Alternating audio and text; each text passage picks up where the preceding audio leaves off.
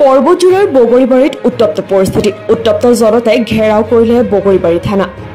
বগৰীবাৰী অঞ্চলৰ ইমন পাল নামৰ যুৱক এজনে সামাজিক মাধ্যমত ইছলাম ধৰ্ম আৰু আল্লাহ ইছলাম ধৰ্মাৱলম্বী মানুহৰ বিৰুদ্ধে আপত্তিজনক মন্তব্য কৰাৰ পিছতে জনতাই বগৰীবাৰী আৰক্ষী থানা ঘেৰাও কৰি ইমন পালক গ্ৰেপ্তাৰ কৰাৰ দাবী উত্থাপন কৰে ৰাইজে। থানায় ঘেরাও করার উদ্দেশ্য এটাই যে আজি বড় দুঃখজনক কথা যে আজি বগরিবাড়ির এজন হিন্দু লড়াই আমার উপরলাক মানে আল্লাহর নামত এটা বহুত বড় এটা বদনাম করেছে আর আমার মুসলিম মানুহক কাটিব কাটি কাটি এটা এটা করে ফেলাই দিব এইটো এটা বহুত নিন্দনীয় কাম এটা করেছে।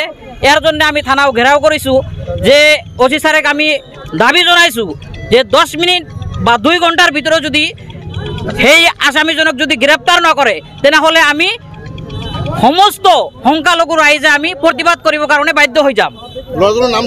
লড়াজনের নাম আমি শুনা মতে নারায়ণ পাল তার দেউতাকৰ নাম আৰু নিমন বুলি আমি শুনা পাইছো আৰু শুনা মতে নিমন তাৰ দেউতাকৰ নাম নাৰায়ণ পাল বগৰিবাড়িৰ লড়া হয় কালীবাড়ি মন্দিৰেৰ ওচৰতে তাৰ ঘৰ।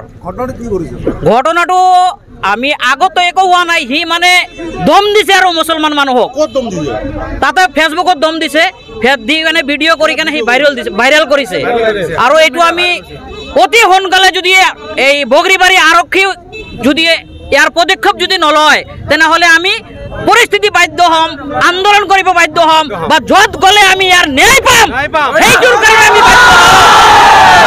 আৰু ইয়াৰ দ্বাৰা আমি হকোৱাই দিছো এইটোৰ দ্বাৰা আমি হকোৱানি দিছো যে নেক্সট টাইমত যাতে মুসলিমৰ বিৰুদ্ধে যাতে কোনো বাঙালি বা যে কোনো জাতিয়ে যাতে এনে ধৰণৰ কোনো মন্তব্য কৰিব নাপায় ইয়াৰ কাৰণে আমি সকলোকে হকিয়াই আনি দিছো। এইটো নিউজৰ পৰা আপোনালোকৰ নিউজৰ দ্বাৰা আমি সকলোকে হকিয়াই আনি দিছো। বগৰীবাৰী থানাৰ ভাৰপ্ৰাপ্ত আৰক্ষী বিষয়াগৰাকীয়ে 3 ঘণ্টাৰ ভিতৰত আটক কৰিব বুলি আশ্বাস প্ৰদান কৰাত জনতা অলপ শান্ত হয় যদিও জনতা কিন্তু থানাৰ আগতে এতিয়াও ভিৰ কৰি থকা পৰিলক্ষিত হৈছে।